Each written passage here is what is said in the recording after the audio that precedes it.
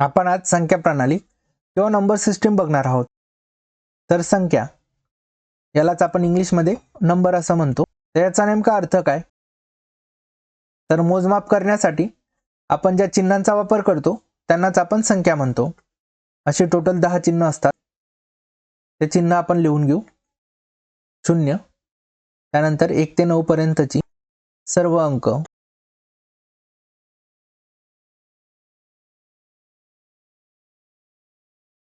तर हे चिन्ह वापरून आपण कुठलीही संख्या बनवू शकतो। जसं इथे मी 3452 बनवली। या चिन्हांना आपण नावं दिली आहेत। याला आपण 0 म्हणतो किंवा इंग्रजीत 0 म्हणतो। याला आपण 1 म्हणतो, 2 म्हणतो। अशा प्रकारे आपल्याला हा 1 दिसतोय। एकाला मी डबल केलं तर आपल्याला 2 मिळेल। एकाला 3 पट केलं, ट्रिपल केलं तर आपल्याला 3 मिळतो। आणि अशाच प्रकारे एकाला 4 पट केल्यावर 4 मिळेल। तर अशी त्यांची किंमत वाढत जाते। इथे 1 2 लिहितोय। अशा प्रकारे आपण लिहत राहिलो इथे 9 होईल। त्यानंतर 10 लिहायचं आहे। मग 10 लिहिताना मी काय करेल, एक घर डावीकडे सरकेल आणि अशी 10 ही संख्या लिहेल। मग इथे पण मला एक अंक दिसतोय, इथे पण मला एक अंक दिसतोय। पण याला आपण 1 म्हणतोय, याला आपण 10 म्हणतोय। हा फरक फक्त स्थान बदलल्यामुळे होतोय। इथे आपण एक घर डावीकडे सरकलो म्हणून याची किंमत आपण 10च्या पटीत घेतली। आणि इकडे हा उजवीकडे, त्याची किंमत एकाच्याच पटीत आहे। म्हणजे 2 असेल अंक तर 2च। पण जर इथे 2 असेल तर इथे त्याची किंमत होईल 20। तर अशा प्रकारे तर पहिल्या स्थानाला आपण एकक स्थान म्हणतो। म्हणजे संख्या ही एकाच्या पटीत असते। ज्यावेळेस आपण एक घर डावीकडे सरकतो त्यावेळेस ती 10च्या पटीत असते। म्हणजे संख्या ही दशक स्थानावर येते 10च्या पटीत। जर आपण अजून एक स्थान डावीकडे सरकू आणि इथे 3 लिहिला तर ती संख्या होईल 300। म्हणजे काय होतंय, ती संख्या 100च्या पटीत होते। म्हणजे यालाच आपण शतक स्थान म्हणतो। इथे संख्या 100च्या पटीत होते। अजून जर डावीकडे सरकलो आणि इथे कुठली संख्या लिहिली तर ती बनते 1000, 4000। म्हणजे ती 1000च्या पटीत होते। म्हणजे हे स्थान होतं 1000 स्थान। तर अशा प्रकारेच आपण जर एक एक डावीकडे सरकत राहिलो तर एक एक 0 ऍड होत राहील। आपण जर समजा ही संख्या लिहिली 3242। आता आपल्याला हा 2 दिसतोय। हा एकक स्थानावर आहे आणि हा एकाच्या पटीत आहे। म्हणून आपण हा 2 एकक स्थानावर लिहू आणि याची किंमत पण असेल 2च। हा मला इथे 4 दिसतोय, तो दुसऱ्या स्थानावर आहे म्हणजे तो 10च्या पटीत आहे। याची किंमत आहे 40। म्हणजे आपण इथे 40 दशक स्थानावर लिहू। इथे हा 2 दिसतोय जो की मला तिसऱ्या स्थानावर दिसतोय। याची किंमत जर आपण बघितली तर याची किंमत येते 200। हा आहे शतक स्थानावर। हा 3 मला दिसतोय जो की चौथ्या स्थानावर आहे। म्हणजे तो 1000च्या पटीत आहे, 3000। तर त्याची किंमत असेल 3000 आणि तो असेल 1000व्या स्थानावर। ज्यावेळेस आपण अशा तऱ्हेने संख्यांची मांडणी करतो यालाच आपण दशमान पद्धती म्हणतो।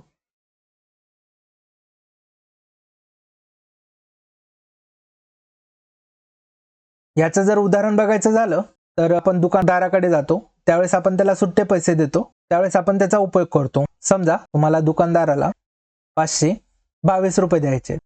आता हे 522 तुम्ही कसे देणार? आपण 100च्या त्याला 5 नोटा देऊ, त्यानंतर 10च्या त्याला 2 नोटा देऊ, त्यानंतर 1चे $2 देऊ। तर अशा प्रकारे इथे मी एक संख्या लिहितो 3458। आपल्याला कुठले कुठले अंक दिसतायत इथे? इथे मला 3 दिसतोय, इथे मला 4 दिसतोय, इथे मला 5 दिसतोय, इथे मला 8 दिसतोय। तर हे अंक दिसतात। या अंकांना आपण काय म्हणतो? याला आपण 3 म्हणतो, याला 4 म्हणतो। अशाच प्रकारे त्यावेळेस आपण त्याच्या दिसण्यावरनं त्यांची किंमत ठरवतो, त्यालाच आपण त्याची फेस व्हॅल्यू किंवा मराठीत दर्शनीय किंमत म्हणतो।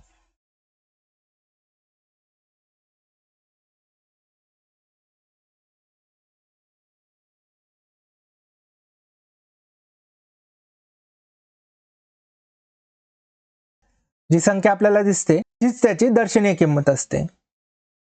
पण जर समजा आपल्याला स्थानावरून त्यांची किंमत काढायची असेल तर हा 3 मला चौथ्या स्थानावर दिसतोय।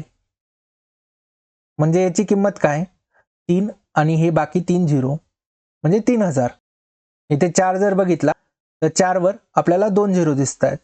इथे हा तिसऱ्या स्थानावर आहे म्हणून हा 400. तर अशा प्रकारे स्थानावरून जेव्हा आपण किंमत निश्चित करतो त्यावेळेस आपण त्या किमतीला स्थानीय किंमत म्हणतो, किंवा यालाच इंग्लिशमध्ये आपण प्लेस व्हॅल्यू म्हणतो. आता जर तुम्हाला विचारलं या 5ची प्लेस व्हॅल्यू किंवा स्थानिक किंमत काय, तर 5 मला दुसऱ्या स्थानावर दिसतोय म्हणजे इथे 50 ही 5ची स्थानिक किंमत असेल. तर इथे 8ची विचारली तर 8 मला एकक स्थानी दिसतोय म्हणजे 8 स्थानिक किंमत पाहिली तर ती 8च असेल. तर अशा प्रकारे आपण यावर उदाहरण बघू. 320 मध्ये 3ची स्थानिक किंमत व 2ची दर्शनी किंमत काढा. मगाशीच बघितलं, जो अंक आपल्याला दिसतो तीच त्याची दर्शनी किंमत असते.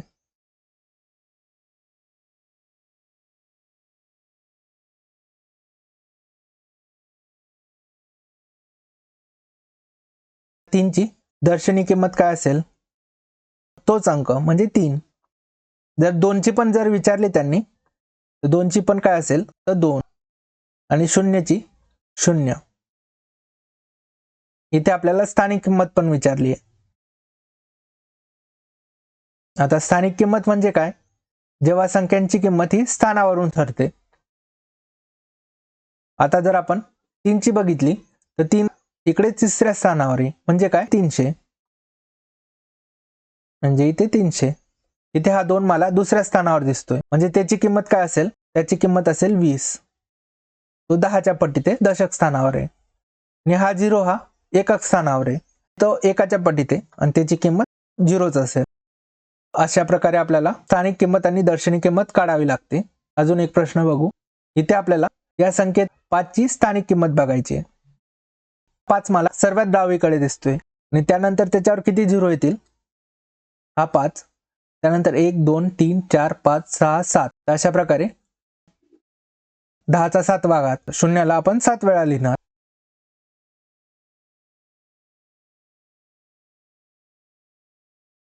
अशा प्रकारे पण आपण लिहू शकतो किंवा अशा प्रकारे पण लिहू शकतो. तर इथे ऑप्शन कुठे दिसतंय, तर सी ऑप्शनला मला उत्तर दिसतंय. तर अशा प्रमाणे प्रश्न विचारले जातात. त्यांना अजून टफ करायचं असेल तर ते काय विचारतील, तर या संख्येमध्ये 6ची स्थानिक किंमत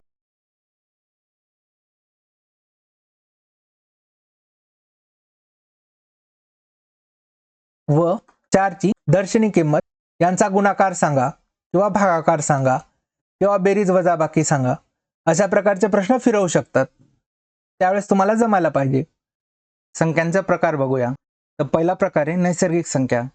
डेली व्यवहारामध्ये आपण ज्या संख्या बघतो किंवा ज्या संख्यांचा आपण वापर करतो त्या सर्व संख्या म्हणजे नैसर्गिक संख्या. उदाहरणार्थ आपण म्हणतो की माझा पेपर 5 तारखेला आहे किंवा यंदाचं मेरिट हे 60 मार्कांचं लागलं. मग इथे 5 किंवा हा 60 हे काय आहेत, या आहेत नॅचरल नंबर किंवा नैसर्गिक संख्या. थोडक्यात म्हणायचं तर 1 पासून सुरू होणाऱ्या सर्व संख्या या नैसर्गिक संख्या असतात. आपण इथे लिहून घेऊ. 1 2 3 4 5. इथे कुठेतरी 100 येईल असंच कंटिन्यू राहिलो तर याला आपण अनंतपर्यंत कंटिन्यू करू शकतो. तर ह्या सर्व झाल्या नैसर्गिक संख्या. यात जर आपण बघितलं तर आपल्याला 0 ही संख्या नाही दिसत आहे. मग याचा अर्थ काय, 0 ही संख्या नॅचरल नंबर किंवा नैसर्गिक संख्या नसते. आय होप तुम्हाला नैसर्गिक संख्या म्हणजे काय हे समजलं असेल. व्याख्येपेक्षा संख्या आपल्याला ओळखता यायला पाहिजे. मित्रांनो, ज्यावेळेस आपण या नैसर्गिक संख्यांमध्ये 0 ही संख्या ॲड करतो त्यानंतर आपल्याला ज्या संख्या मिळतात त्या संख्यांनाच आपण पूर्ण संख्या म्हणतो किंवा इंग्लिशमध्ये यालाच आपण होल नंबर म्हणतो. मग इथे आपण जर पूर्ण संख्या लिहिल्या तर आपण सुरुवात 0 पासून करू. 0 1 2 3 4. अशा प्रकारे आपण अनंतपर्यंत या संख्या लिहू शकतो. तर या सर्व झाल्या पूर्ण संख्या. आता आपण बघूया नैसर्गिक संख्यांवर प्रश्न कसे विचारले जातात. तर कधी कधी आपल्याला विचारतात की पहिल्या क्रमवार 10 संख्यांची बेरीज सांगा किंवा पहिल्या क्रमवार 15 नैसर्गिक संख्यांची बेरीज सांगा किंवा याला थोडंसं किचकट करून विचारतात, थोडं फिरवून विचारतात. मग त्यासाठी आपल्याला याचं सूत्र माहित पाहिजे. याचं सूत्र आहे n गुणिले n+1 भागिले 2. आता n म्हणजे काय, n म्हणजे आपल्याला किती संख्यांची बेरीज विचारली आहे. जर समजा आपल्याला 10 नैसर्गिक संख्यांची बेरीज विचारली आहे, पहिल्या 10 नैसर्गिक संख्यांची बेरीज किती. मग त्यावेळेस आपण n बरोबर 10 लिहिणार आणि ही किंमत या सूत्रात टाकू. 10 गुणिले 10 + 1 10 + 1 भागिले 2. आता 10 गुणिले 11 छेद 2.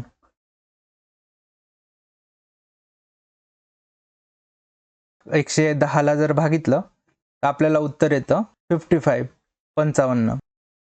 म्हणजे आपण इथे म्हणू शकतो की पहिल्या क्रमवार 10 नैसर्गिक संख्यांची बेरीज असेल 55.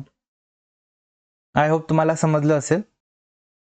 कधी कधी नैसर्गिक संख्यांच्या वर्गांची बेरीज विचारतात. म्हणजे ते आपल्याला विचारतील की पहिल्या 5 क्रमवार नैसर्गिक संख्यांच्या वर्गांची बेरीज किती. मग अशा वेळेस आपल्याकडे अजून एक सूत्र असतं, ते म्हणजे n गुणिले n + 1 गुणिले 2n + 1 भागिले 6. आता n म्हणजे किती, तर n म्हणजे आपल्याला किती संख्यांच्या वर्गांची बेरीज विचारली आहे. तर आपण 5 ही किंमत n बरोबर टाकून बघू. तर 5 गुणिले 5 + 1 6 2n म्हणजे 5 गुणिले 2 आणि +1 10 + 1 11 भागिले 6. आता जर आपण हा 6 आणि हा 6 कट करू शकतो. मग 5 गुणिले 11 किती होतील 55. मग आपलं उत्तर असेल 55. तर पहिल्या क्रमवार 5 नैसर्गिक संख्यांच्या वर्गांची बेरीज असेल 55. तर अशा प्रकारे आपण उत्तर काढू शकतो. पण जनरली आपण ऑप्शनने प्रश्न सोडवायचा प्रयत्न करू. यानंतर ते कधी कधी आपल्याला घातांक विचारतात, पहिल्या क्रमवार नैसर्गिक संख्यांच्या घनांची बेरीज. मग अशा वेळेस आपण सूत्र वापरतो. यासाठी सूत्र आहे n गुणिले n + 1 भागिले 2 आणि या संख्येचा वर्ग. समजा आपल्याला पहिल्या 5 संख्यांच्या घनांची बेरीज विचारली असेल तर मग आपण ती किंमत यांच्यात टाकून बघू. 5 + 1 6 छेद 2 आणि यांचा वर्ग. 5 × 30 भागिले 2. आता 30 ला जर आपण 2 ने भागितलं आपल्याला 15 उरतो. 15चा वर्ग. 15चा वर्ग असतो 225. तर आपलं उत्तर असेल 225. आपण वर्ग कसा काढतात, घन कसं काढतात ते आपण गुणाकारच्या चॅप्टरमध्ये शिकूच. पण तुम्हाला फक्त हे सूत्र समजण्यासाठी मी हे सॉल्व्ह करतोय. जरी तुम्हाला एक कॅल्क्युलेशन नाही जमत असली तरी काही हरकत नाही, आपण ती पुढे शिकणारच आहोत. मग इथे आपल्याला पहिल्या क्रमवार 5 संख्यांच्या घनांची बेरीज आली आहे 225. अशा प्रकारे आपण प्रश्न सॉल्व्ह करतो. मित्रांनो, आता पुढचा प्रकार आहे ऋण संख्या.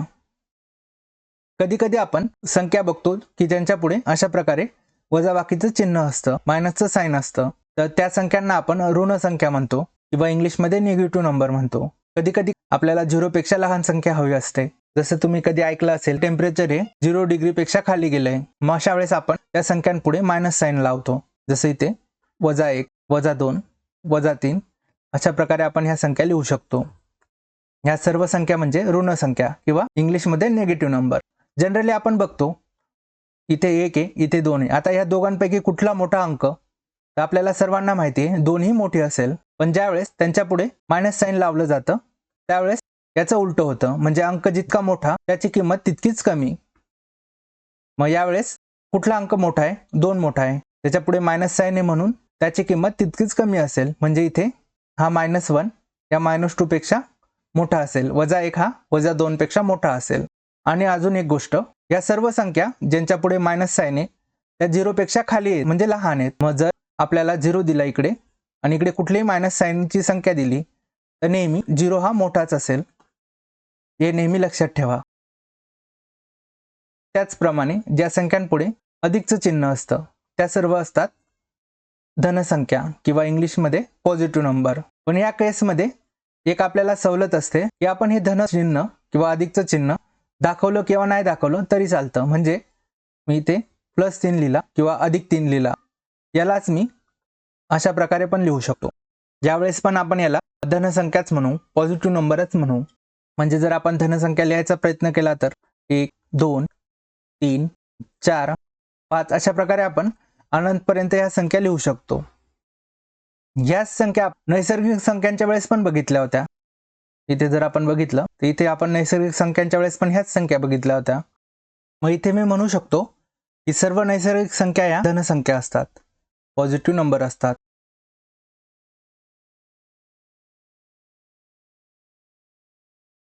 तर आय होप तुम्हाला धनसंख्या आणि ऋणसंख्या समजल्या असतील.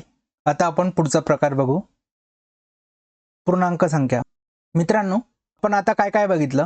आता आपण ऋण संख्या बघितल्या, निगेटिव्ह नंबर. त्यानंतर आपण धनसंख्या बघितल्या, पॉझिटिव्ह नंबर.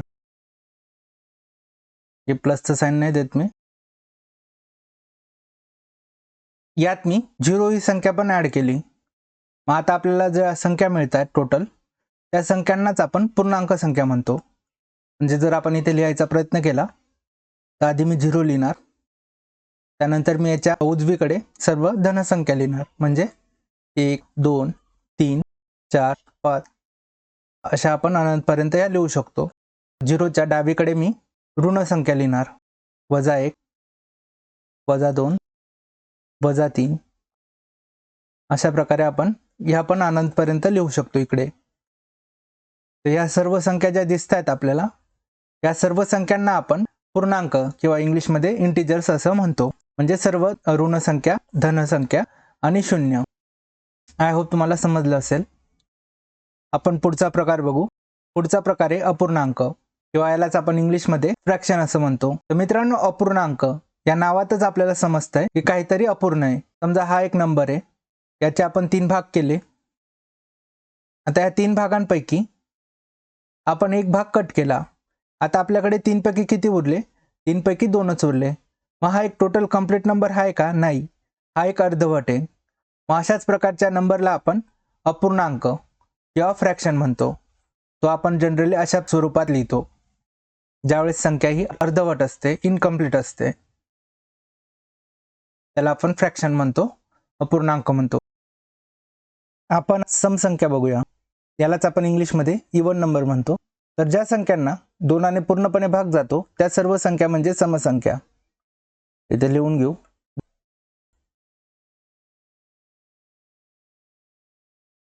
चला बघूया मग कुठल्या कुठल्या संख्यांना 2ने भाग जातो आणि कुठल्या कुठल्या संख्या समसंख्या असतील.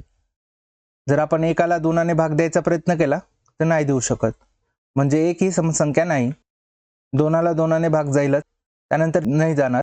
4ला जाईलच, 5ला पण नाही जाणार, 6ला जाईल, नंतर 7ला नाही जाणार, 8ला जाईल, 9ला नाही जाणार, 10ला जाईल, आणि त्यानंतर 11ला पण नाही जाणार, 12ला जाईल. अशाप्रमाणे आपण या सर्व समसंख्या लिहू शकतो. थोडक्यात म्हणायचं तर ज्या संख्यांच्या एकक स्थानी 0, 2, 4, 6 किंवा 8 यापैकी कुठलाही एक अंक असेल त्या सर्व संख्या समसंख्या असतील. यात तुम्हाला एक पॅटर्न दिसत असेल. इथं 2 आहे, एक संख्या सोडली तर 4 मिळतोय, 4 नंतर एक संख्या सोडली तर 6 मिळतोय, म्हणजे एक पाठोपाठ एक संख्या मिळते. मग याचा अर्थ काय? कुठल्याही समसंख्येमध्ये जर मी 2 जोडला तर आपल्याला त्यापुढे येणारी समसंख्या मिळू शकते. म्हणजे इथे जर या 6 मध्ये मी हा 2 ऍड केला तर आपल्याला 8 मिळतोय, म्हणजे 6 नंतर येणारी समसंख्या. आय होप तुम्हाला समजलं असेल. पुढचा प्रकार बघू. पुढचा प्रकार आहे विषम संख्या. यालाच आपण इंग्लिशमध्ये ऑड नंबर म्हणतो. आता मगाशीच आपण बघितलं की 2ने भाग जाणाऱ्या समसंख्या असतात. मग ज्या संख्यांना 2ने भाग जात नाही त्या असतात विषम संख्या. आता ज्या संख्या समसंख्या असतील त्यांच्या व्यतिरिक्त सर्व संख्या ह्या विषम संख्या असतील. म्हणजे एक समसंख्या नव्हती तर एक ही विषम संख्या असेल.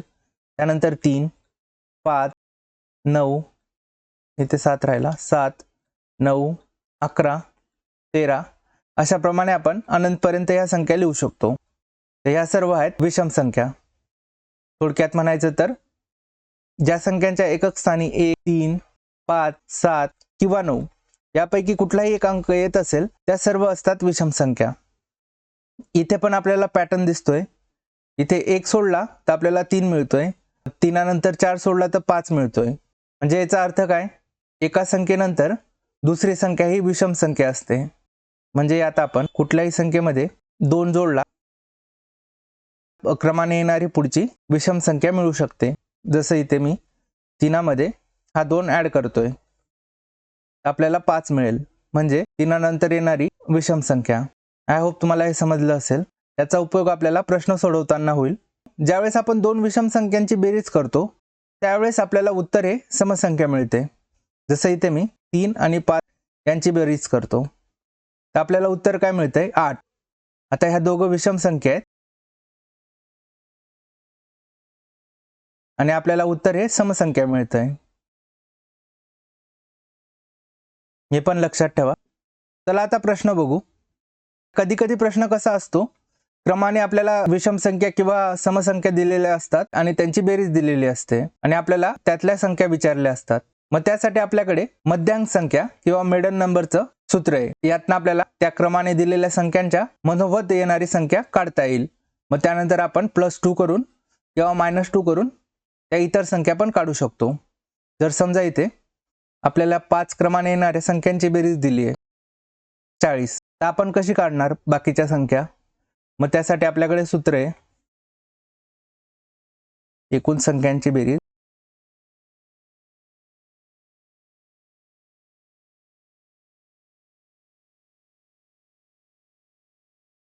अपॉन एकूण संख्या.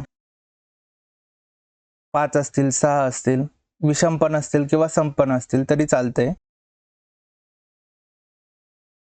त्यात आपण ह्या किमती टाकून बघू.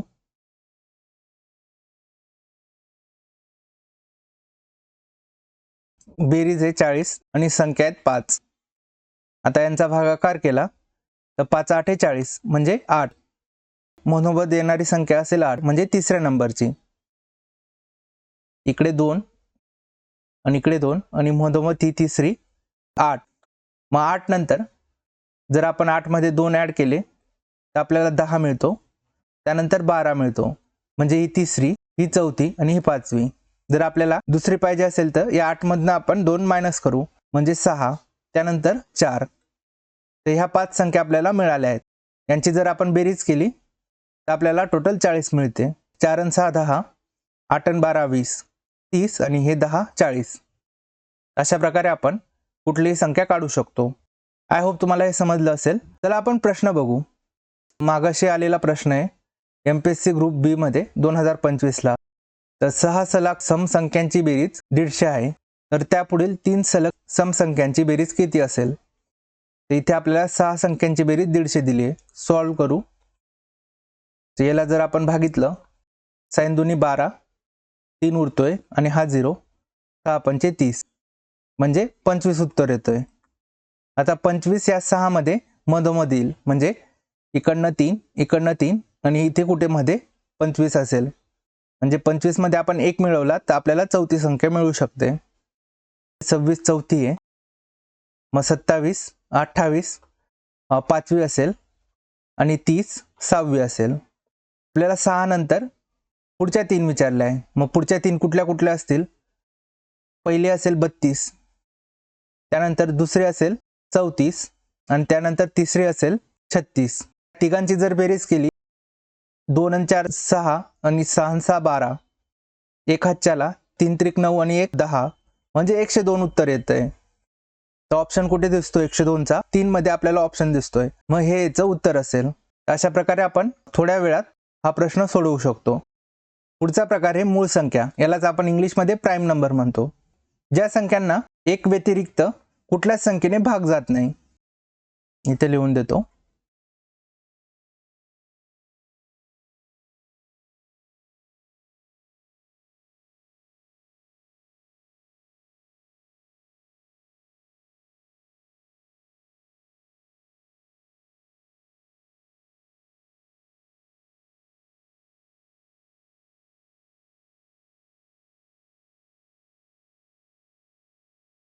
आता जसं 3ला कुठल्या संख्येने भाग जातो का? नाही. 3ला तुम्ही ट्राय करून बघा. 2ने भाग जात नाही, 1ने भाग जात नाही. 4 तर त्यापेक्षा मोठाच आहे, म्हणजे त्याने तर भाग जाणारच नाही, म्हणजे 3. त्यानंतर 5ला पण नाही जाणार, 7ला पण नाही जाणार. इथे 9 जर बघितलं आपण तर 9ला 3ने भाग जातो. 3च्या पाड्यात 9 येतो, म्हणजे 9 ही मूळ संख्या नसणार आहे. त्यानंतर मग 11 असेल, त्यानंतर 13 असेल. अशा आपण मूळ संख्या काढू शकतो. मित्रांनो, इथे जर आपण 2 बघितला दोनाला पण कुठल्याच संख्येने भाग जात नाही, म्हणजे फक्त एकाने जातो आणि त्यानंतर 2 तर ती संख्याच आहे, म्हणजे इथे आपण 2 पण मूळ संख्या म्हणू शकतो. तर इथे तुम्हाला दिसतंय या बाकी सर्व विषम संख्या येतील, पण फक्त एकमेव मूळ संख्या दिसते जी की सम आहे, ती म्हणजे 2. तर मग कधी कधी तुम्हाला विचारतात की 2 ही मूळ संख्या आहे का, तर त्या ठिकाणी आपलं उत्तर असेल हो, 2 ही मूळ संख्या आहे. आणि एकमेव समसंख्या जी की मूळ आहे ते म्हणून पण 2ला विचारतात, की कधी कधी प्रश्नामध्ये 2 नाही देतात, ते विचारतात की एकमेव सममूळ संख्या. तर हे लक्षात ठेवा.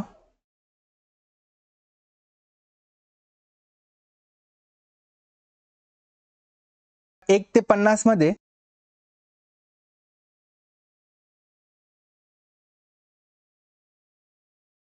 टोटल 15 मूळ संख्या येतील. आपण 1 ते 100 मध्ये काढल्या तर आपल्याला टोटल 25 मूळ संख्या मिळतील. तर कधी कधी तुम्हाला असा प्रश्न विचारू शकतात वन लाइनर मध्ये, तर त्यावेळेस तुम्ही काढत बसण्यापेक्षा ते 50 मध्ये 15 आणि 1 ते 100 मध्ये 25 हे लक्षात ठेवलेलं बरं राहील, कारण की तेवढाच तुमचा वेळ वाचेल. मूळ संख्या बघितल्या, आता पुढचा प्रकार बघू. संयुक्त संख्या किंवा यांनाच आपण इंग्लिशमध्ये कंपोजिट नंबर म्हणतो. मगाशीच आपण मूळ संख्या बघितल्या, त्या व्यतिरिक्त सर्व संख्या ह्या संयुक्त संख्या असतात, म्हणजे कुठल्या तरी संख्येने भाग जातो, एक आणि इतर कुठल्या तरी संख्येने भाग जाईल.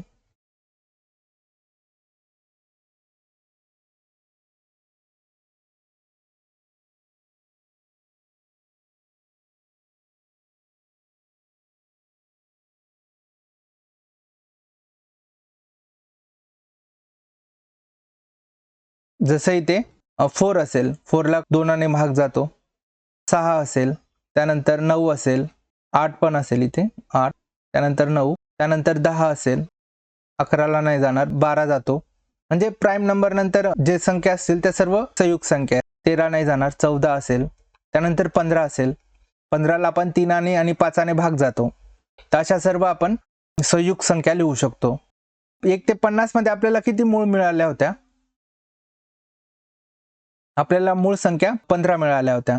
मग त्या व्यतिरिक्त 35 नाही, एक आपण मायनस करू येत ना, एक ही संख्या मूळ पण नसते आणि संयुक्त पण नसते. तर 34 टोटल आपल्याला 1 ते 50 मध्ये 34 संयुक्त संख्या मिळतील. आणि 1 ते 100 मध्ये जर आपण बघितलं तर त्यावेळेस आपल्याला 25 मिळाल्या होत्या, म्हणजे यावेळेस आपल्याला इथे 74 मिळतील. तर कधी कधी जर प्रश्न आला 1 ते 50 मध्ये किती संयुक्त संख्या आहे, तर तिथे 34 असतील आणि 1 ते 100 मध्ये तर 74 असतील. पुढचा प्रकार आहे परिमेय संख्या. यालाच आपण इंग्लिशमध्ये रॅशनल नंबर म्हणतो. परिमेय संख्या म्हणजे काय? अशा संख्या ज्यांना आपण a/b अशा स्वरूपात लिहू शकतो. इथे 1/2 असेल, 3/4 असेल, अशा प्रकारे आपण त्यांना लिहू शकतो. ज्या सिंगल संख्या असतात, जसं 1 असेल, 2 असेल, 0 असेल, आता यांना आपण अशा स्वरूपात लिहू शकतो का? तर हो. का? तर ज्या वेळेस संख्याच्या छेदस्थानी पायाच्या ठिकाणी कुठलीच संख्या नसते त्यावेळेस तिथे 1 असतो, म्हणजे यांनाच आपण अशा प्रकारे लिहू शकतो. म्हणजे या सर्व पण अपरिमेय संख्याच असतील. जर तुम्हाला विचारलं 0 ही परिमेय संख्या आहे का? जनरली 0च विचारतील ते. तर हो, परिमेय संख्या आहे. फक्त एक लक्षात ठेवा, कधी कधी तुम्हाला अशा प्रकारे पायाच्या ठिकाणी किंवा बेसला 0 देतात, तर ही परिमेय संख्या नाही. इथे जर समोर मायनस साइन राहिलं, म्हणजे अशा प्रमाणे तुम्हाला संख्या दिली, तर ही पण परिमेय संख्या आहे, याच्याने काही फरक पडत नाही. तर आय होप तुम्हाला परिमेय संख्या किंवा रॅशनल नंबर समजलं असेल. पुढचा प्रकार बघू, अपरिमेय संख्या, इरॅशनल नंबर. मग याचा अर्थ काय? ज्या संख्यांना आपण a/b अशा स्वरूपात लिहू नाही शकत, म्हणजे या कुठल्या संख्या असतील ज्यांना आपण सॉल्व्ह नाही करू शकत, ज्याचं उत्तर येत नाही. जसं पाय असतो. आता पाय काय ते आपण पुढे बघणार आहोत. किंवा वर्गमुळात वर्ग नसणाऱ्या संख्या, जसं इथे 5 असेल, आपण याला सॉल्व्ह करायचं बसलो तर सॉल्व्ह होणार नाही ते, म्हणून ह्या आपण अशा स्वरूपात नाही लिहू शकत. मग ह्या असतात अपरिमेय संख्या. जास्त डिटेलमध्ये नका जाऊ. ज्यावेळेस तुम्हाला वर्गमुळात कुठली संख्या दिसेल जी की वर्ग नाहीये, ती अपरिमेय संख्या राहू शकते. आय होप तुम्हाला अपरिमेय संख्या समजली असेल. तर पुढचा प्रकार आहे त्रिकोणी संख्या. मित्रांनो, त्रिकोणी संख्या म्हणजे काय? यालाच ट्रायंग्युलर नंबर म्हणतो आपण. क्रमाने येणाऱ्या दोन नैसर्गिक संख्यांच्या गुणाकाराच्या निमपटीस आपण त्रिकोणी संख्या म्हणतो. म्हणजे इथे जर हा 2 आहे, हा 3 आहे, या क्रमाने येत आहेत. दोघं नैसर्गिक संख्या आहेत, यांचा गुणाकार काय असेल? यांचा गुणाकार असेल 6. 6चं निमपट म्हणजे हाफ म्हणजे 3. मग ही एक त्रिकोणी संख्या आहे, 2 आणि 3 आणि ही 3. किंवा 1 आणि 2 यात जर बघितलं आपण 1 आणि 2चा गुणाकार 2 असतो आणि त्याची निमपट 1. अशा प्रकारे त्रिकोणी संख्या असतात. अजून पुढचा प्रकार आहे चौरस संख्या किंवा याला आपण स्क्वेअर नंबर म्हणतो. तर स्क्वेअर नंबर किंवा चौरस संख्या म्हणजे काय? कुठल्याही संख्येचा वर्ग, म्हणजे 2चा वर्ग काय असतो? 4. मग 4 ही चौरस संख्या आहे. 5 असेल का? 5 कुठल्याच संख्येचा वर्ग नसतो, म्हणून 5 ही चौरस संख्या नसणार. त्यानंतर 9 असेल, 9 3चा वर्ग आहे. अशा प्रकारे ज्या संख्या वर्ग असतात त्याच चौरस संख्या असतात. तर पुढचा प्रकार आहे वास्तव संख्या किंवा रिअल नंबर. यालाच आपण इंग्लिशमध्ये रिअल नंबर म्हणतो. आतापर्यंत आपण जितक्या संख्या बघितल्या त्या सर्व संख्यांना आपण वास्तव संख्या म्हणतो. म्हणजे इथे मायनस पण येतात, 0 पण येतो, प्लस धन संख्यावाले पण येतात, नैसर्गिक संख्या त्या सर्व येतील, पुन्हा अपूर्णांक येतील. हे सर्व संख्या वास्तव संख्या असतील. आय होप तुम्हाला समजलं असेल. तर कधी कधी पेपरमध्ये संख्या न देता सर्वात लहान 3 अंकी मूळ संख्या अशी स्वरूपात विचारली जाते. मग आपल्याला सर्वात लहान 3 अंकी मूळ संख्या माहित पाहिजे. मूळ संख्या म्हणजे प्राईम नंबर, जे आपण मगाशीच बघितलं. तर 101 ही सर्वात लहान 3 अंकी मूळ संख्या असते. तर लक्षात ठेवा, प्रश्न येऊ शकतो. अपूर्णांकांची बेरीज आणि वजाबाकी कशी केली जाते? तर ज्यावेळेस दोघांचे छेद सारखे असतात त्यावेळेस आपण वरच्या अंकांची बेरीज किंवा वजाबाकी करू शकतो. पण इथे 7 आहे, इथे 14 आहे, मग आपल्याला छेद सारखा करावा लागेल. मग यासाठी आपण या 7ला जर 2 ने गुणलं तर इथे 14 येऊ शकतो. मग जी क्रिया आपण खाली करतोय तीच क्रिया आपल्याला वरती पण करावी लागेल. मग काय मिळेल? 8/14 आणि इकडे 5/14. आता छेद कॉमन दिसतोय, आपण हा जर कॉमन घेतला आणि वरची वजाबाकी बेरीज करू शकतो. आता जर बेरीज केली 8 आणि 5 13/14 किंवा जर वजाबाकी केली 8 5 गेले 3/14. कधी कधी अशा प्रकारचं गणित येतं. आता आपण ह्या 5ला 7 नाही करू शकत, मग त्यावेळेस काय करतो आपण? त्यावेळेस आपण तिरकस गुणाकार करतो. म्हणजे या 5ने या इकडच्या दोघं अंकांना गुणाकार करू आणि या 7ने इकडच्या दोन्ही अंकांना गुणाकार करू. इकडे 5ने काय मिळेल आपल्याला? 4 7 28 छेद 35, 7 5 35. इकडे प्लस मायनस 6 5 30 आणि खाली 7 5 35. आता आपल्याला छेद कॉमन मिळालाय, मग आपण यांची बेरीज किंवा वजाबाकी करू शकतो. 35 इकडे 28 प्लस मायनस 30 आणि जर आपण वजाबाकी केली तर मोठ्या संख्येतनं लहान संख्या वजा करू 2 आणि मोठ्या संख्येचं चिन्ह देऊ. मोठी संख्या 30 आहे, त्याच्यासोबत मायनस राहील, म्हणून -2/35. आय होप तुम्हाला समजलं असेल.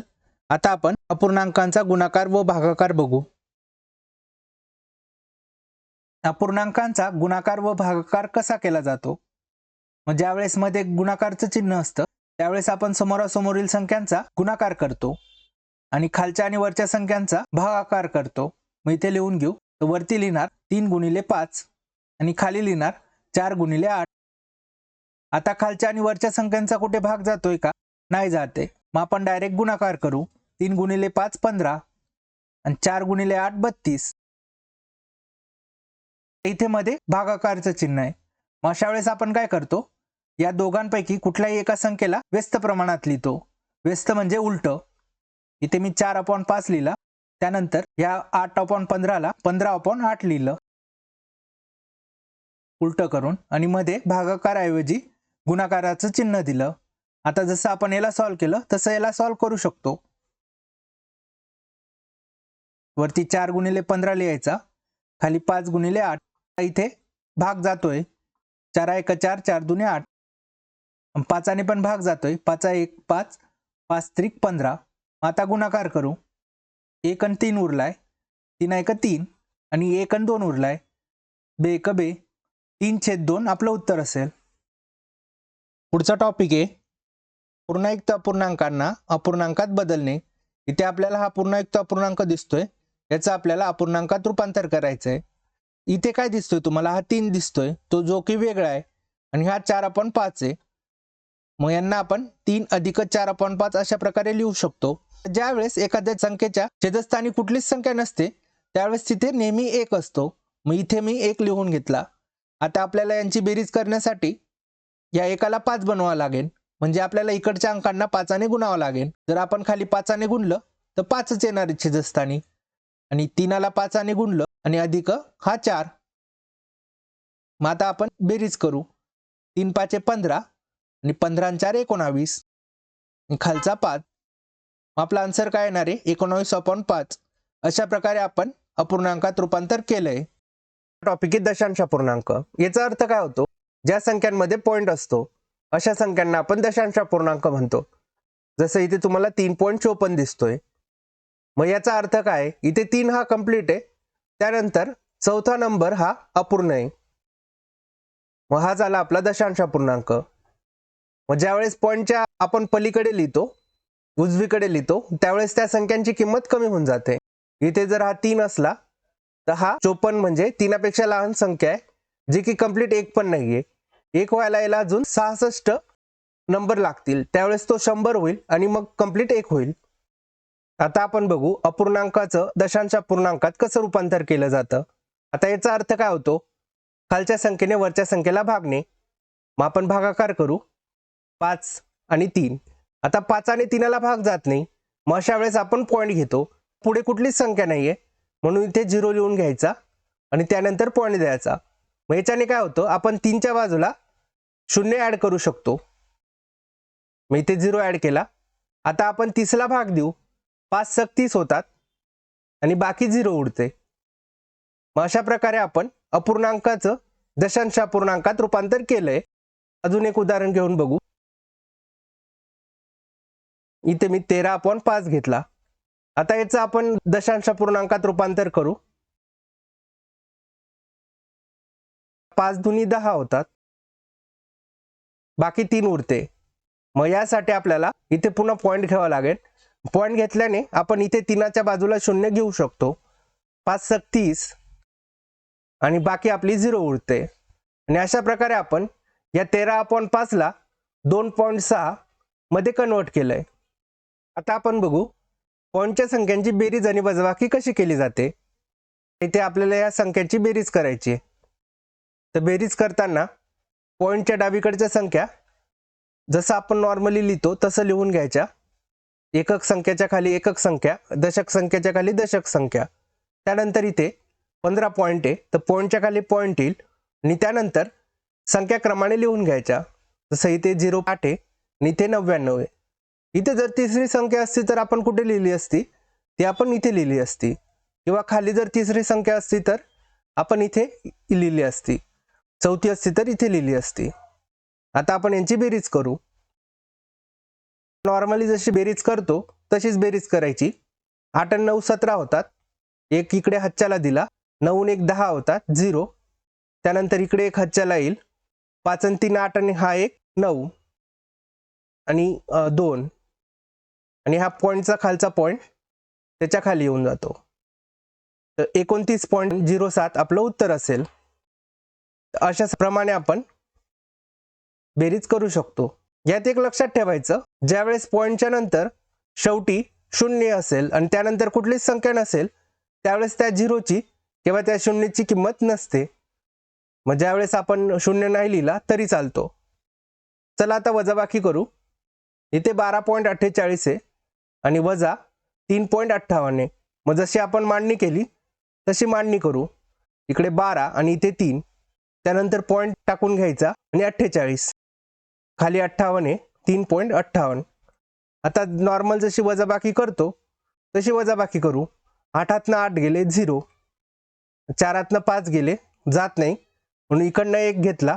14 5 गेले 9, इकडे हा 2चा 1 दिला, इकडे ते 1च राहील इथे. आता 1 3 जात नाही म्हणून इकडनं 1 घेतला, तर 11 3 गेल्यावर किती उरतात, 8 उरतात.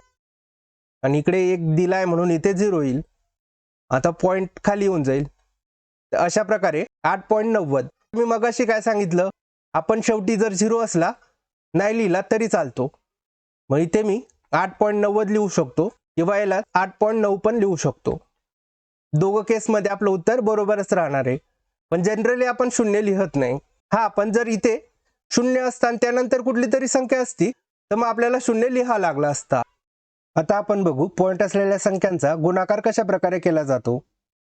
गुणाकार करताना पॉईंटला इग्नोर करायचं आणि नॉर्मल जसा आपण गुणाकार करतो तसा गुणाकार करायचा. म्हणजे इथे 15 गुणिले 3 होईल. आन्सर येईल आपलं 45. तर इकडे पॉईंट नंतर एक अंक आहे, इकडे पॉईंट नंतर एक अंक आहे, म्हणजे टोटल 2 अंक आहेत. मग आपण उत्तरामध्ये 2 अंकांनंतर पॉईंट देऊ, 1 आणि 2. मग इथे मी पॉईंट दिला. आता पॉईंटच्या आधी कुठलीच संख्या नाही म्हणून मी इथे 0 घेऊन घेतला. तर 0.45 आपलं आन्सर असेल. आता इथे 4 गुणिले 1.2 पॉईंट इग्नोर करू, म्हणजे 4 गुणिले 12 आन्सर येईल 48. इकडे पॉईंट नाहीये, इकडे पॉईंट नंतर फक्त एक अंक आहे, म्हणजे उत्तरामध्ये पण एका अंकानंतर पॉईंट येईल. आपला आन्सर येईल 4.8. बऱ्याचदा वर्ग विचारलेला असतो. आता समजा 0.2चा वर्ग विचारला तर 2चा वर्ग 4 आणि पॉईंट नंतर एक अंक आहे आणि वर्ग आहे म्हणून आपण डबल घेऊ, म्हणजे 2 अंक 4 आणि इथे मी 0 लिहून घेतला आणि मग पॉईंट दिला. इथे अंक नव्हता म्हणून मी 0 लिहिला आणि पॉईंटच्या आधी अंक नाही आहे म्हणून मी इथे पण 0 लिहून घेतला. 0.2चा वर्ग असेल 0.04. जर घन विचारला तर 0.2चा घन, मग 0.2 3 वेळा राहील, म्हणजे एक अंक 3 वेळा होईल. मग आपण 3 अंकांनंतर पॉईंट लिहू, 1 2 आणि 3. मग आपला आन्सर असेल 0.004. आता ज्यावेळेस आपण पॉईंटच्या संख्येला 10 ने गुणतो त्यावेळेस काय होतं, पॉईंट हा एक घर उजवीकडे सरकतो. म्हणजे हा इकडे एक घर उजवीकडे सरकला. प्रूफ करून बघू. 534ला 10 ने गुणलं तर काय येईल, 534 आणि हा एक 0. 2 संख्यानंतर पॉईंट आहे म्हणून 1 आणि 2 तर 53.40. आता पॉईंट नंतर शेवटी 0 येतोय, हा आपण नाही लिहिला तरी चालतो. मग आपलं उत्तर काय येतंय 53.4. आता जर मी 100 ने गुणलं असतं तर हा पॉईंट 2 घर उजवीकडे सरकला असता. मग आपलं उत्तर आलं असतं 534.0. आता पॉईंट नंतर 0 दिला किंवा नाही दिला त्याने काही व्हॅल्यू बदलत नाही. मग आपण याला 534 लिहू शकलो असतो.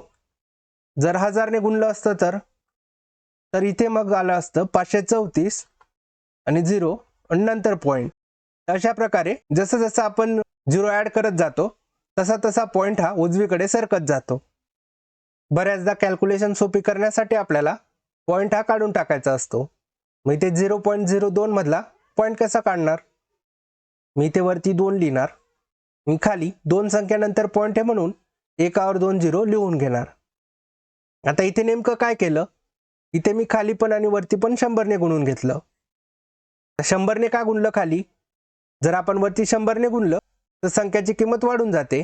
मग ती बॅलन्स करण्यासाठी मी खाली 100 ने गुणलं आणि ज्यावेळेस संख्येच्या छेदस्थानी कुठलीच संख्या नसते त्यावेळेस तिथे नेहमी 1 असतो. आता एकाला 100 ने गुणलं तर आन्सर काय येईल, 100 येईल आणि या 0.02ला 100 ने गुणलं तर 2 येईल. समजा जर संख्या अशी असती तर पॉईंट नंतर 3 अंक आहेत, मग आपण काय लिहिलं असतं, हा 333 वरती लिहिला असता आणि खाली 3 अंकानंतर पॉईंट आहे म्हणून एकावर 3 0 घेतले असते. याची रिव्हर्स केस पण माहिती पाहिजे. म्हणजे जर समजा इथे 245 आहे आणि खाली 10 आहे तर काय होईल, 245 आणि खाली 1 0 आहे म्हणून पॉईंट हा एक घर डावीकडे सरकेल, म्हणजे इकडच्या साईडला. मग इकडे एक घर डावीकडे म्हणजे 5च्या आधी 24.5. जर इथे 2 0 असते तर आपण 2 घर डावीकडे सरकलो असतो, म्हणजे 2.45 45. तुम्हाला समजलं असेल पॉईंट कसा सरकवला जातो. टॉपिक आहे विभाज्यतेच्या कसोट्या. मित्रांनो, याचा अर्थ काय होतो की एखाद्या संख्येने आपण कुठल्या कुठल्या संख्यांना आता भाग देणे. म्हणजे नेमकं काय, इथे जर समजा मी 4 लिहिला आणि इकडे 12 लिहिला, आपल्याला चेक करायचंय की 12 हा 4च्या पटीत आहे की नाही, यालाच आपण भाग देणे म्हणतो. 4च्या पटीत 12 किती वेळा येतो, 4ला आपण डबल केलं ट्रिपल केलं तर केव्हा येईल 12. 4ला आपण ट्रिपल केलं 3 पट केलं तर आपल्याला 12 येताना दिसतोय, म्हणजे आपण 4 ने 12ला भाग देऊ शकतो. थोडक्यात म्हणायचं तर 12 हा 4च्या पाड्यात येतो का नाही हे आपल्याला चेक करायचं असतं. कधी कधी काय होतं, संख्या खूप मोठ्या असतात. इथे जर समजा 360 असला किंवा 4, 5, 6, 7 एवढा मोठा नंबर असला, मग आता आपण कसं चेक करणार? मग त्यावेळेस आपण संख्यांची कसोटी बघतो. जर आपल्याला 4ची कसोटी माहीत राहिली तर आपल्याला सांगता येईल की आपण कुठल्या कुठल्या संख्यांना 4ने भाग देऊ शकतो किंवा कुठल्या कुठल्या संख्यांना 4ने भाग जातो. चला मग बघूया. तर पहिला अंक आहे 1. आता मित्रांनो, एकाला आपण कुठल्याही संख्येच्या पटीत बनवू शकतो. मग याचा अर्थ काय? एकाने सर्वच संख्यांना भाग जातो.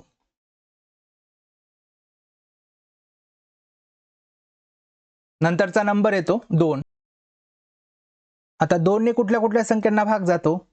आपण ज्यावेळेस समसंख्या बघितल्या त्यावेळेस पण बघितलं होतं की ज्या संख्यांच्या एकक स्थानी 0, 2, 4, 6, 8 यापैकी कुठलाही एक अंक येतो, त्या सर्व संख्यांना 2ने पूर्णपणे भाग जातो.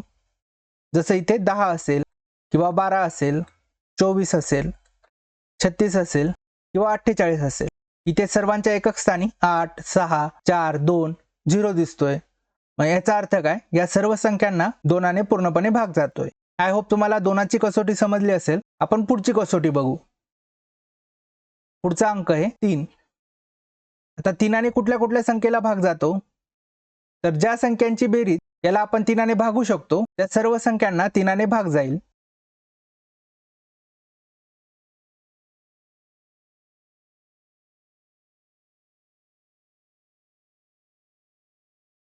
एखादी संख्या आपण बघूया. 5, 6, 3, 7, 1. 56,371 ही संख्या आहे. आपल्याला चेक करायचंय याला 3ने भाग जातो की नाही. आपण काय करणार? या संख्यांची बेरीज करून बघू आणि त्याला 3ने भागून बघू. 5 आणि 6 किती होतात? 11 होतात. 11 आणि 3 14.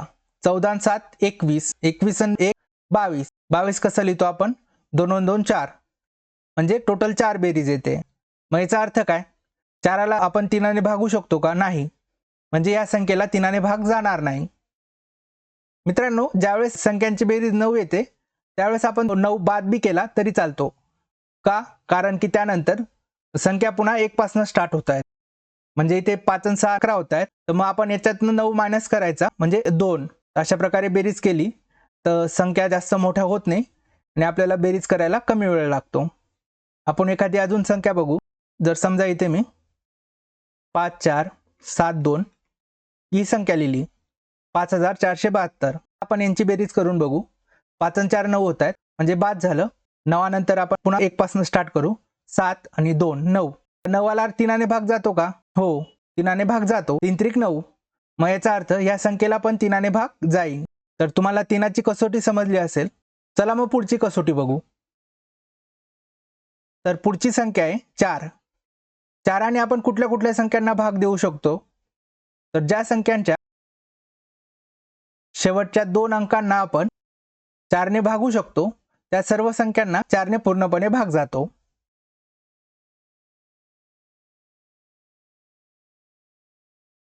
शेवटचे 2 अंक. मग एखादी संख्या लिहून बघू. इथे मी 4520 लिहिली. इथे आपल्याला फक्त शेवटचे 2 अंक चेक करायचे. इथे 20 आहे. त्या 20ला 4ने भाग जातो का? 4 पंचे 20 म्हणजे जातो. मग याचा अर्थ या संख्येला पण 4ने भाग जाईल.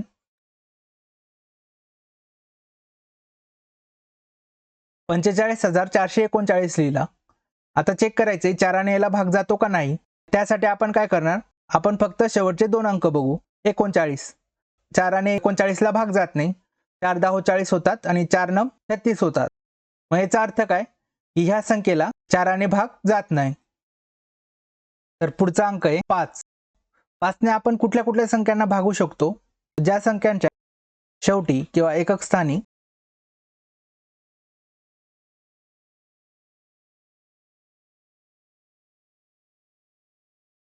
0 किंवा 5 येतो त्या सर्व संख्यांना आपण 5ने भागू शकतो. आपण संख्या लिहून बघू. आपल्याला बघायचंय 5ने भाग जातो की नाही जात. मग इथे शेवटची संख्या बघू एकक स्थानाची. इथे 4 दिसतोय. आपल्याला कंडिशन काय दिली आहे? 0 किंवा 5. मग याचा अर्थ या 5424ला आपण 5ने भाग नाही देऊ शकत.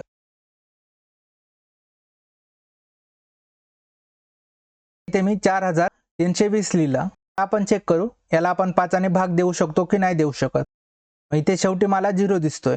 याचा अर्थ काय, या संख्येला आपण 5ने भाग देऊ शकतो. किंवा इथे मी अशा प्रमाणे 325 लिहिला. इथली शेवटची संख्या काय आहे, 5 आहे. मग याचा अर्थ काय, या संख्येला आपण 5ने भागू शकतो. तर 5ची कसोटी तुम्हाला समजली असेल.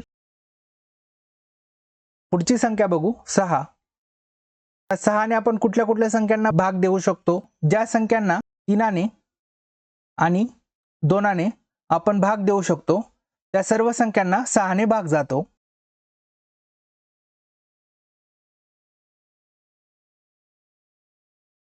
चेक करूया संख्या लिहून. 32 लिहिला. आता याला चेक करू, याला 2ने भाग जातो का. इथे शेवटी 2 दिसतोय म्हणजे 2ने जाईल. आता 3ने चेक करू, 3 आणि 2 5 होत आहेत. 5ला 3ने भाग जात नाही. मग याचा अर्थ याला 3ने भाग जात नाही. मग ह्या 32ला 6ने भाग जाणार नाही. अजून एक संख्या चेक करू, 36. आता इथे चेक करू, याला 2ने भाग जाईल का. इथे 6 दिसतोय, मग याला 2ने नक्कीच भाग जाईल. 6 आणि 3 9 होतात. 9ला 3ने भाग जातो. मग याचा अर्थ याला 3ने पण भाग जातोय. मग आपण म्हणू शकतो की 36ला 6ने पूर्णपणे भाग जातो. तर आय होप तुम्हाला 6ची कसोटी समजली असेल. आता आपण पुढचा अंक बघू. पुढचा अंक आहे 8. मित्रांनो, आता आपल्याला बघायचंय की 8ने आपण कुठल्या कुठल्या संख्यांना पूर्णपणे भाग देऊ शकतो. तर ज्या संख्यांच्या शेवटच्या 3 अंकाला आपण 8ने भाग देऊ शकतो त्या सर्व संख्यांना 8ने पूर्णपणे भाग जातो.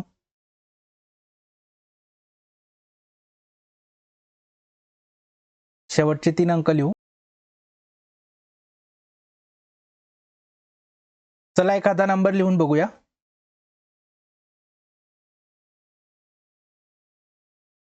आता इथे मी लिहिला 5,48,120. मग आता आपल्याला चेक करायचंय की याला 8ने भाग जातो की नाही जात. मग यासाठी मी फक्त हे 3 अंक बघू. मग 120ला 8ने भाग देऊन बघू. 8 1 8, 4 आणि हा 0, 8 पंचे 40.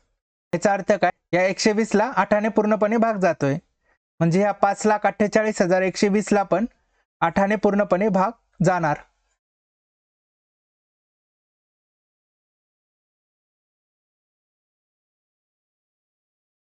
इथे मी लिहिला 4,23,123. आता इथे चेक करू. मग शेवटचे 3 अंक 123, 8 1 8, 4 आणि 3 43. 8 पंचे 40 होतात आणि 8 सक 48 होतात. म्हणजे याला 8ने पूर्णपणे भाग जात नाहीये. मग याचाच अर्थ असेल की या संख्येला पण 8ने पूर्णपणे भाग जाणार नाही. आय होप तुम्हाला 8ची कसोटी समजली असेल. चला पुढची संख्या बघू. पुढचा अंक आहे 9. 9ने आपण कुठल्या कुठल्या संख्यांना भाग देऊ शकतो. तर ज्या संख्यांची बेरीज आपण 9ने भागू शकतो त्या सर्व संख्यांना 9ने पूर्णपणे भाग जाईल. इथे लिहून घेऊ.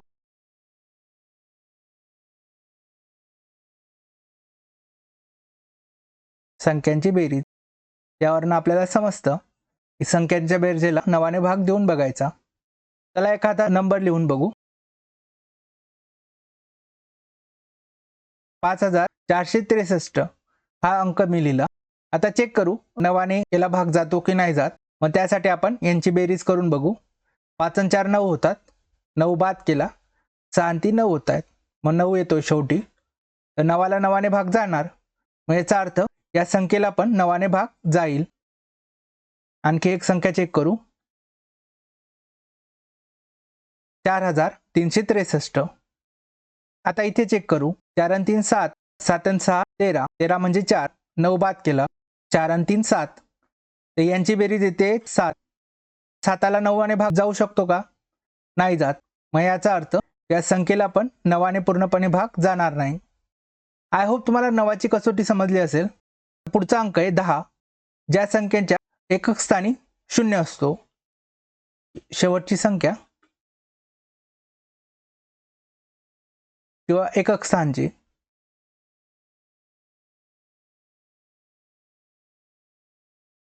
शून्य असेल, म्हणजे इथे जर आता इथे जर आपल्याला चेक करायचंय 10 ने भाग जातो की नाही जाणार, तर आपण फक्त ही शेवटची संख्या बघू एकक स्थानची. इथे 0 दिसतोय, मग याचा अर्थ या संख्येला 10 ने भाग पूर्णपणे जाणार. इथे मी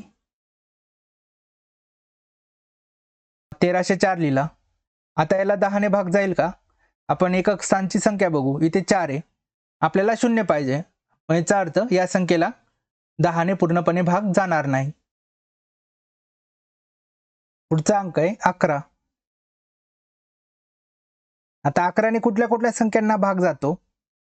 तर ज्या संख्यांच्या समस्थानाचे अंक आणि विषमस्थानाचे अंक यांची जर आपण वजाबाकी केली आणि ती जर 0 किंवा 11च्या पटीत येत असली, तर त्या संख्येला आपण 11 ने भाग जातो असं म्हणू शकतो. मग इथे लिहून घेतो. समस्थानाचे अंक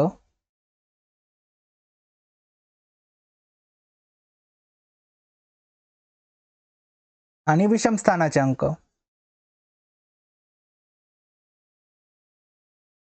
यांची वजाबाकी केली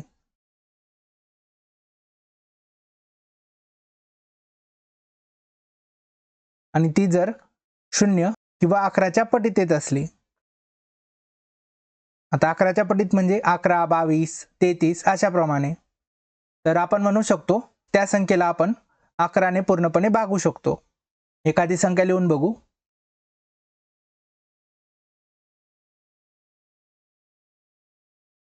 आता ही संख्या लिहिली मी 34,152. आता चेक करू याला 11 ने भाग जातो की नाही जात. मग आपण काय बघणार, समस्थानाचे अंक आणि विषमस्थानाचे अंक. 1 आणि 2. 3 आणि 1 4 आणि हे 2 6. समस्थानाचे 4 आणि 5 9. मोठ्या संख्येतनं लहान संख्या वजा करू. 9तनं 6 गेले 3. 3 ना 0 आहे ना 11च्या पटीत आहे, मग याचा अर्थ काय, या संख्येला 11 ने पूर्णपणे भाग जात नाही. अजून एक संख्या लिहून बघू. इथे मी 121 लिहिला. मग आता चेक करू. विषमस्थानाचे अंक 2 आणि समस्थानाचा अंक 2. आता या दोघांची वजाबाकी केली तर काय येईल, 0 येईल. इथे आपल्याला सांगितलंय 0 किंवा 11च्या पटीत, मग याचा अर्थ काय, या 121 ला आपण 11 ने पूर्णपणे भाग देऊ शकतो. आय होप तुम्हाला 11ची कसोटी समजली असेल. पुढचा अंक बघू 12. 12 ने कुठल्या कुठल्या संख्यांना भाग जाईल, तर ज्या संख्यांना 3 व 4 या दोन्ही संख्यांनी भाग जातो त्या संख्यांना 12 ने पण भाग जातो.